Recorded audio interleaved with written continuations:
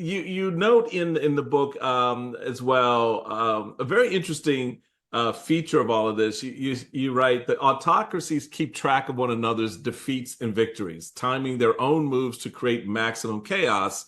For example, in the autumn of 2023, both the European Union and the US Congress found themselves unable to send aid to Ukraine because minorities with deep Russian ties, led respectively by Viktor Orbán in Hungary and by a handful of MAGA Republicans in Congress, many acting under the instruction of Donald Trump, blocked the majority and delayed the aid. A narrative promoting Ukraine fatigue spread across the internet, pushed by Russian proxies and Chinese media in multiple languages.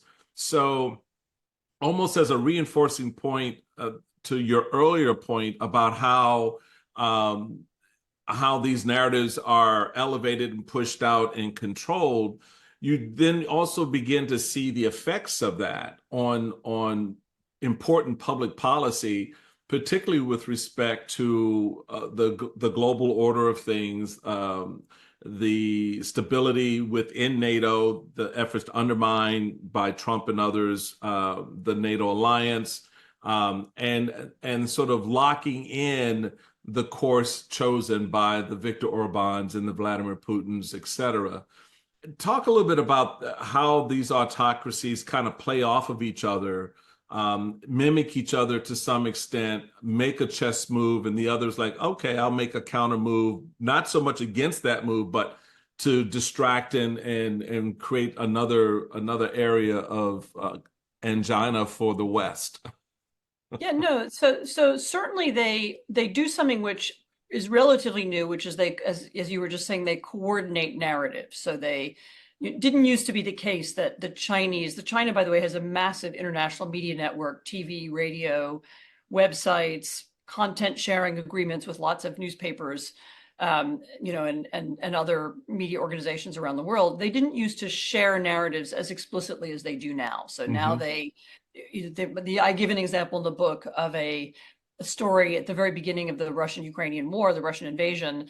The Russians put out this weird story about how the US was building biolabs, so biological weapons laboratories in Ukraine, and that was somehow responsible for the war. Completely fake story, not true at all.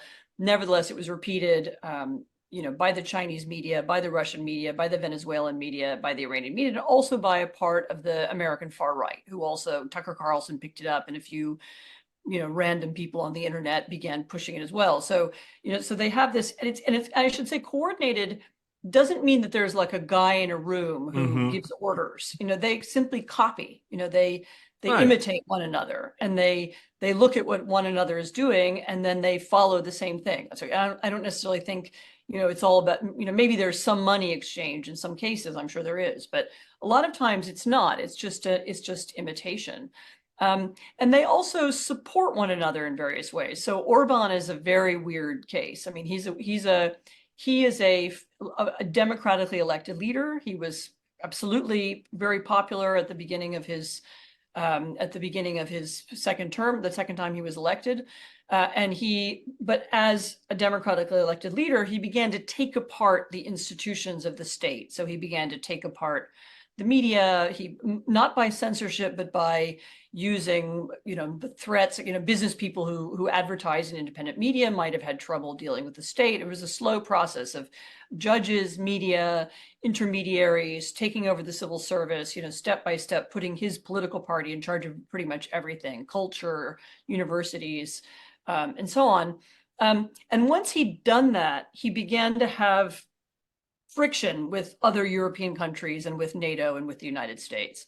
And so then he began looking for other allies, and Russia was delighted to step in and to be his ally. And Russians were delighted to step in and do these opaque investments in Hungary, where money is invested into nuclear power plants and with the contracts all kept secret, and when nobody really knows where the money went or who got it.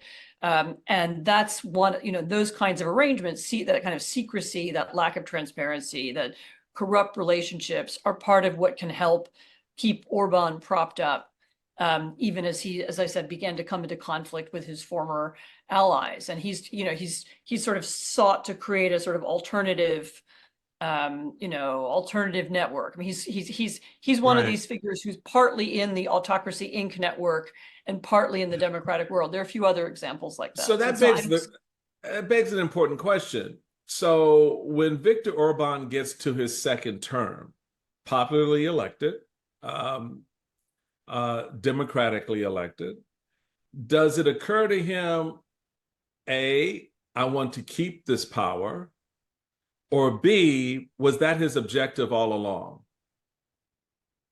I don't have I've known him at different times, and he did change. I can't tell you what was the moment when he changed, but even people around him, some of his original allies melted away or turned against him and so on. So he made a transition from being a kind of liberal leader, to being a center right leader, to being a far right leader, which he's now a far right autocratic populist, who seeks to control every form of communication in his country, and who also controls the economy of the country via a group of oligarchs who are close to him. In some cases, they're members of his family.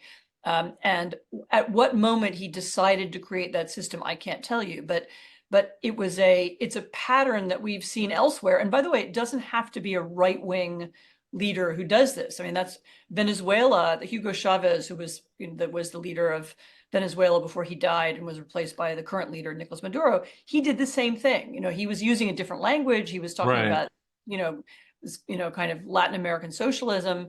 But it was the same effect, was to take over institutions of the state and make sure that he would never lose.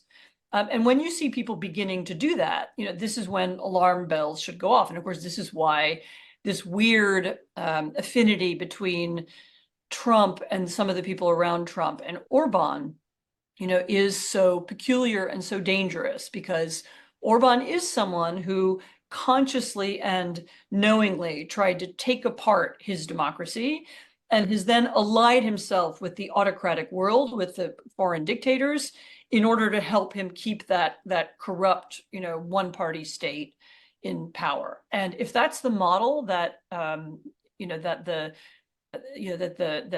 the Heritage Foundation or Mm-hmm. Project 2025 or others around Trump want for the United States, then if Trump wins, we would be dealing with a disaster of a kind that I don't think we've ever dealt with before. So for this part of the conversation, folks, you may need to get a bourbon. I'm just saying straight up, I got recovered. So just settle in, because it's about to get real exciting. And it's always, when I watch you on various programs, and certainly when you're on our air at MSNBC, what I appreciate about this moment now is that we've had a chance to sort of expand and sort of really kind of get a firmer understanding of what this sort of global elevation of authoritarian power is like, and what it looks like, how it comes about. And we see it now here at home with Donald Trump running for president, claiming straight up, hey, make me a dictator. I'm ready to do this. We'll do it for one day, tongue firmly planted in cheek. Talk a little bit about what you see, what elements and aspects of what we've just talked about globally with the Viktor Orbáns and the Putins and others who are clearly models for Trump in so many ways.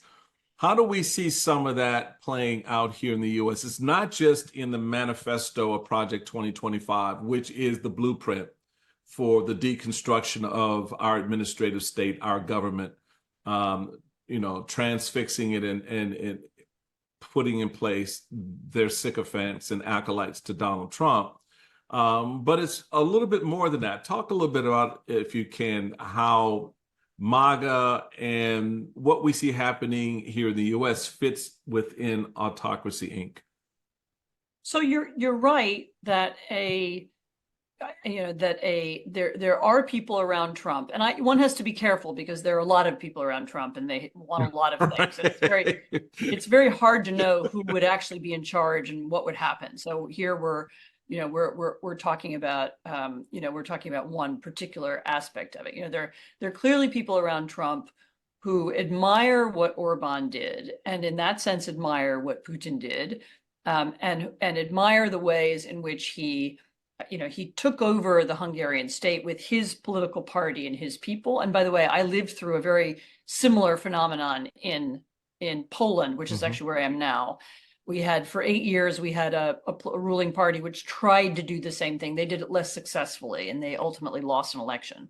But it was very similar. It was pressure on the media from different sides, financial pressure of different kinds. It was pressure on the courts. They tried to change the court system and the way that it works. And in the US, you can see there are all kinds of institutions that operate, not so much by, it's not even according to laws, but according to norms. If you look at the military, and of course, everybody who's in the military now will disagree with me saying this, but if Trump decided to, or someone else, or President Vance, or some other, some future president wanted to transform the military by getting rid of a top layer of generals and putting in different kind of generals who were loyal not to the Constitution, but to him personally, or to his party personally, and were willing to, for example, participate in domestic crises, or were willing to act on the president's, to act more as an internal security force, which, the U.S. Army, absolutely, it's verboten now. It's very rare, occasional moments when, but, in our history, but it's not at all normal. But some of that is, there's, the guardrails against the corruption of the army are norms and education and feelings rather than legal systems.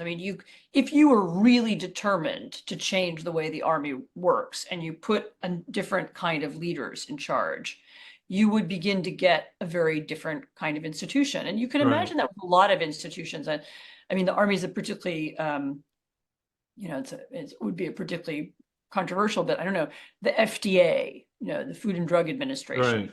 Instead of having it run by scientists who are testing drugs to see whether they cure you of cancer or not, you could put people in charge of it who want to make sure that any forms of medicated abortion are illegal. You could change the nature of what some of these state institutions do.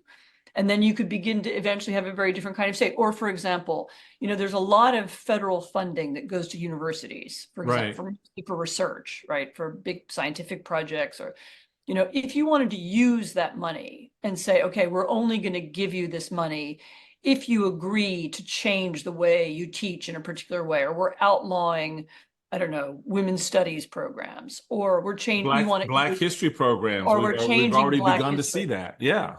Right. And you can see some of that at the state level. You can see it in Florida, for example.